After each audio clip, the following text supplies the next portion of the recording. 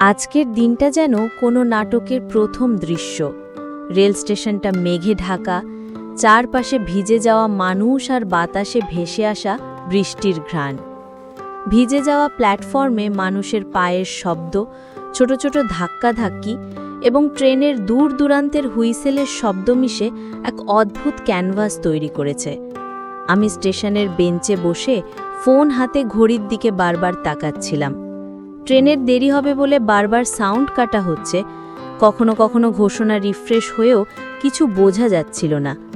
চারপাশে মানুষের অস্থিরতা যেন বাতাসের সাথে মিলেমিশে ভেসে চলেছে। হঠাৎ বৃষ্টি আরও জোরে পড়তে শুরু করল। বাতাসের সাথে মিশে ভিজে যাওয়া প্ল্যাটফর্মের রং যেন গাঢ় হয়ে উঠল। ছাতা নিয়ে বেঞ্চের পাশে একটা মেয়ের ছায়া দেখা গেল। সে নিজেই একদম ভিজে গেছে, চুলগুলো কাঁপতে কাঁপতে পানি পড়ছে। তার চোখে কোনো অস্থিরতা নেই, বরং সেই চোখে এক ধরনের শান্তি এবং ধ্যানমগ্ন ভাব প্রতিফলিত হচ্ছিল। আমি একটু চুপচাপ তাকিয়ে রইলাম।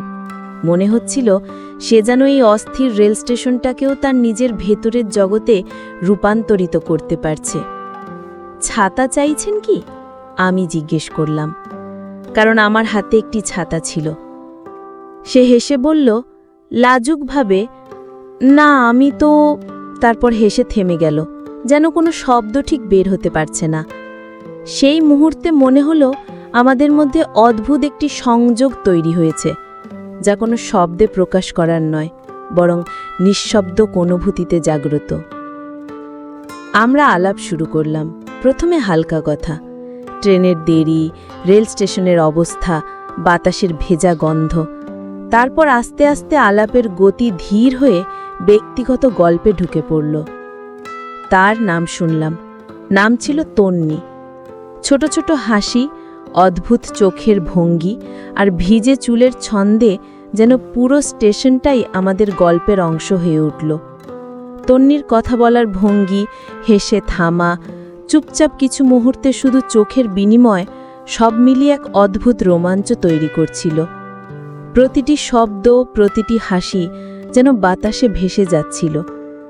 আমি বুঝতে পারছিলাম এই অচেনা মানুষের সঙ্গে এই অচেনা মুহূর্তটাই কিছু বিশেষ। বৃষ্টি পড়তে থাকল। আমাদের কথোপকথন বেঞ্চের আশেপাশের শব্দকেও অদৃশ্য করে দিল। ট্রেনের হুইসেল, মানুষের ধাক্কাধাক্কি, চায়ের দোকানের হট্টগোল, সবকিছু যেন পিছনে হারিয়ে গেল।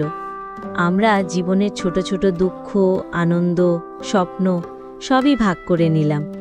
কখনো কখনো আমাদের চোখ মিলিত হতো এবং সেই মুহূর্তগুলো দীর্ঘ সময়ের মতো মনে হচ্ছিল।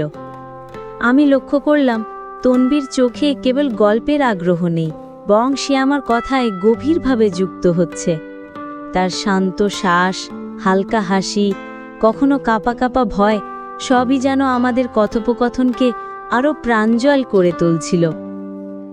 আমরা ঠিক করলাম ট্রেনের আগমনের জন্য আর অপেক্ষা করব না, কারণ আমরা বুঝতে পারলাম কিছু সম্পর্ক এমন হয় যেগুলো সময়ের বা স্থানীয় বাধার বাইরে জন্মায়।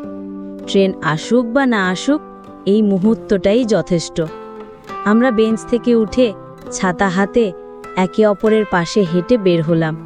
স্টেশনটা ভেজা, পায়ের নিচে জল আর ছোট ছোট পাড়ি ফোটা, কিন্তু আমাদের মনের মধ্যে এক উষ্ণতা, এক নির্জন আনন্দ।